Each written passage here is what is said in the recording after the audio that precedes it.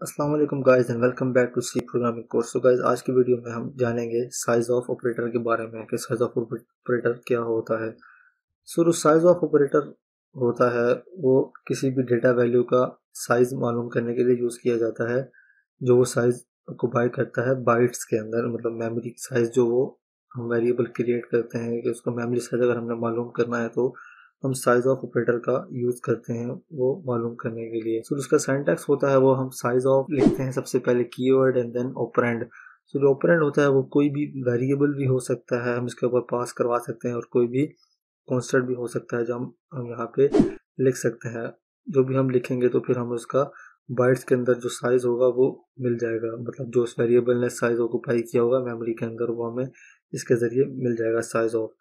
सो कुछ valid example हैं, उसके ऊपर हम कोई भी नंबर वेरिएबल जो है वो पास करवा सकते हैं, कोई भी कांस्टेंट हम उसमें फ्लोटिंग पॉइंट कोई नंबर पास करवाना चाहें, उसमें हम स्ट्रिंग भी अगर पास करवाएंगे तो हमें उसका भी साइज मिल जाएगा कि उसने मेमोरी में कितना साइज लिया हुआ है।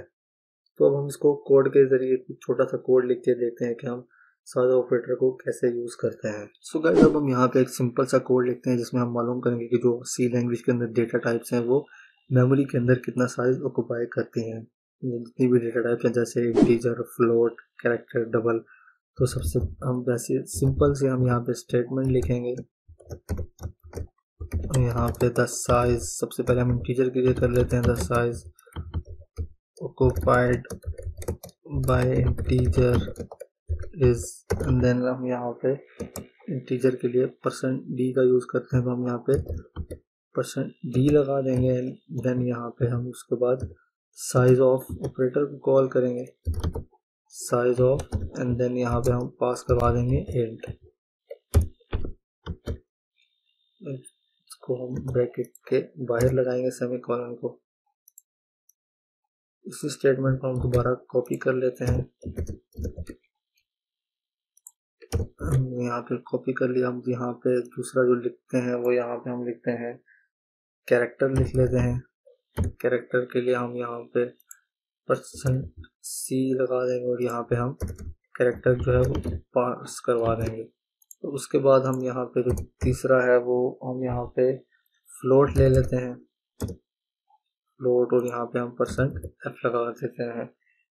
इसके बाद हम यहाँ पे लॉन्ग जो होता है डेटा टाइप उसकी भी हम यहाँ पे साइज जो है वो मालूम कर सकते हैं, तो हम यहाँ पे लॉन्ग लिख लेते हैं। देन यहाँ पे लॉन्ग हमने प्रिंट करवाना है तो वो भी इंटीजर ही होता है तो %d उसके लिए लिखा रहेगा।